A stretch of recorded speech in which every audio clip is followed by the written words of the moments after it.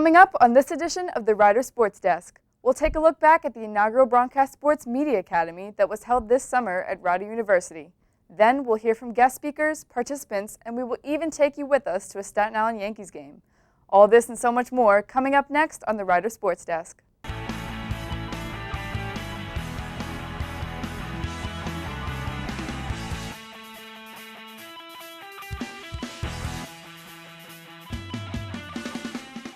Welcome to the Rider Sports Desk. I'm Kelly Donahue. During the second week of July, the Department of Communication and Journalism at Rider University hosted the Broadcast, a week dedicated to learning the ins and outs of what working in the sports media industry is like. As participants in the Sports Media Academy, we had a chance to document the week, and we were able to sit down with many of the guest speakers who visited campus. One of the first sports media professionals we met was Merrill Reese, the voice of the Philadelphia Eagles. Let's take a look back at his visit to campus. I am heading into my 41st season, believe it or not, as the play-by-play voice of the Eagles, and I love it. I love it as much as I ever loved it. It's exciting, it's thrilling, it's a lot of professions seem very, very glamorous until you get into them.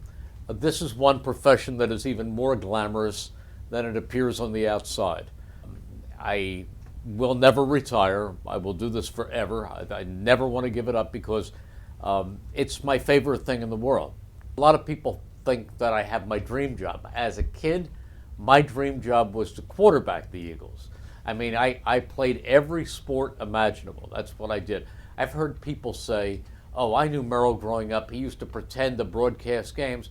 I never pretended to broadcast games. I was playing in games. At 5'8" and 140 pounds, I wasn't going to have much of a football career. I thought about the next best thing. And to me, as a kid, I used to go to watch the Eagles with my dad, and I would spend half the time watching the team, and then when they were in the huddle, I'd look up at the broadcast booth and say, boy, that's where I would like to be. If this is your dream, you have to be prepared to suffer a lot along the way, to have a lot of doors slammed in your faces, to completely ignore what you're going to make, how much vacation time you're going to get. At this job in Pottstown, I worked 7 days a week. I did not have a day off for the first 7 months, and I made the great sum of $65 a week. I did a show, believe it or not, called Highland Garden of Memories.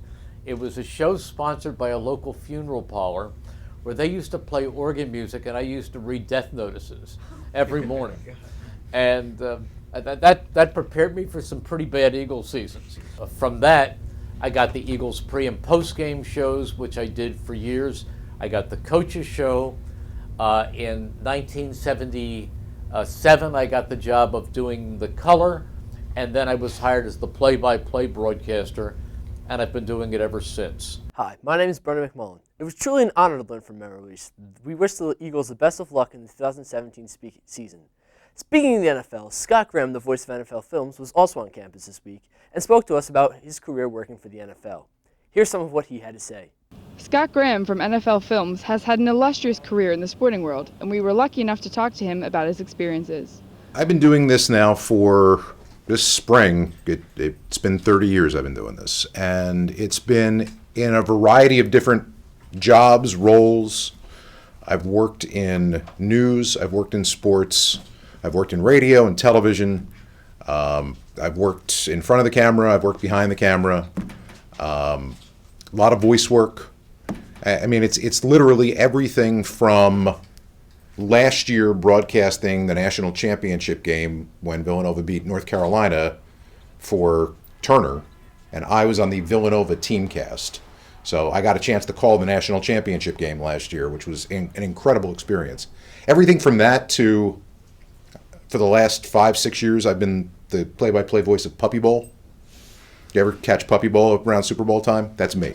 I've been a PA announcer at the Super Bowl. I've done beach volleyball games. A lot of work with the NFL. 16 years with the Phillies in Major League Baseball. So I've gotten a chance to see a lot of different sides of what this business is. More importantly right now, what this business was and what it's becoming. So with some of the things that you guys are talking about wanting to do, there's a lot of crossover going on right now. And being able to do a lot of things is going to help you. There's nothing like that level of electricity. Just to walk around the field while the guys are doing their warm-ups, looking around, feeling the buzz, it's incredible. Having a chance to meet sports media professionals all week was an exciting and educational experience. But one of the hardest things we faced this week was understanding how to ask the right questions. Hi, my name is Joe Bailey. Fortunately for us, Chuck Bausman, the former sports editor of the Philadelphia Daily News, visited campus to teach us some interviewing skills. Here's a look back on what he had to say. I looked at the definition of ethics, and the definition I found was rules of behavior based on ideas about what is morally good and bad. And that's really fine for a dictionary definition. That's about right. Ethics, you can't lie about something to get a story, you can't cheat, you can't steal anything.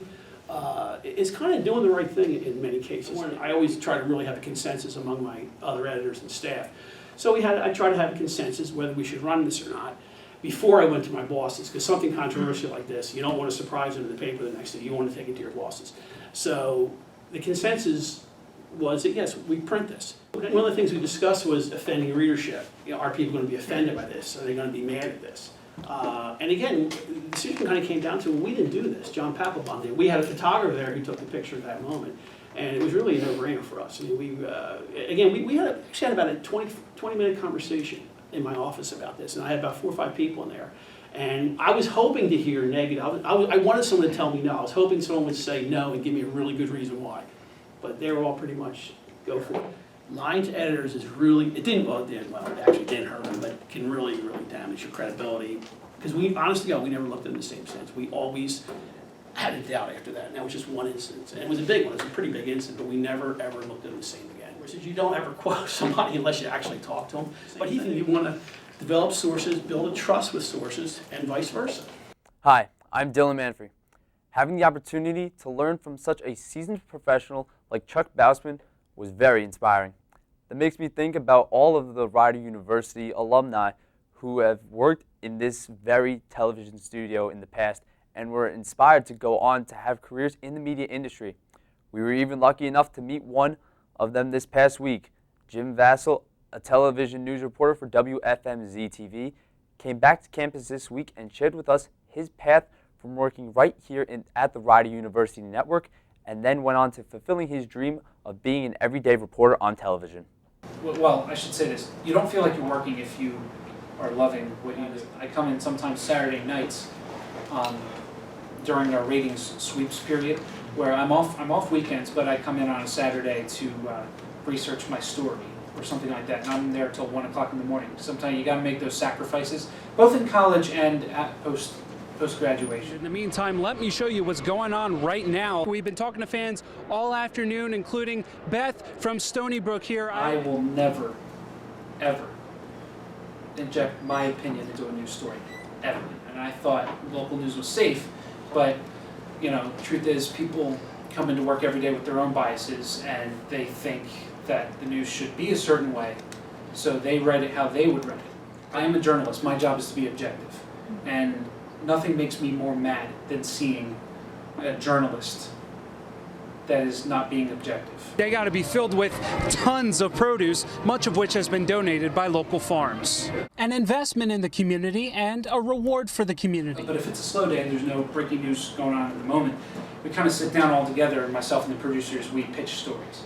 Hi, I'm Tom Shamarko. Jim Vassell's reporting can be seen every day on WFMZ-TV or online at WFMZ.com.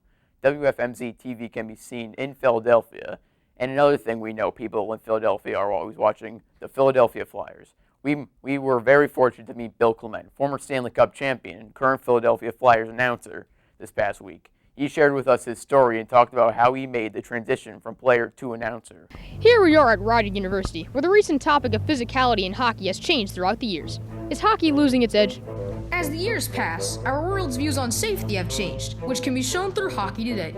Players are now forced to wear helmets, and many people believe this factors into the lack of fights and aggression in the modern game. Many people think the increase in safety is beneficial, but others think differently. Former NHL player and current sports analyst Bill Clement had this to say. It's like being in a street fight. You grabbed him and you did a football tackle. I mean, he went right down around his ankles and tackled him. There's no penalty. We interviewed junior hockey player Brendan Gardner. Here's what he had to say. I think the major problem with hockey today is the cages. And when you're out there, anyone can do anything today.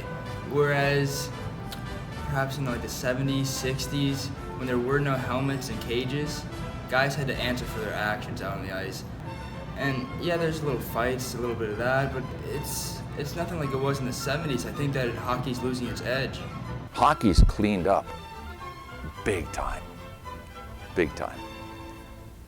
Many people wonder if the spirit of the game has been lost, but we'll leave that up to you to decide. Reporting live at Rider University, see you next time, I'm Kevin Way. Another Rider University alumni came back to campus to talk to us about his career. Stephen Eggert, a Rider class of 2015 alumni and current MLB NHL multimedia editor and coordinating producer at MLB NHL, told us about his career path and even gave us some advice on how to improve our own work. Let's take a look back at his visit.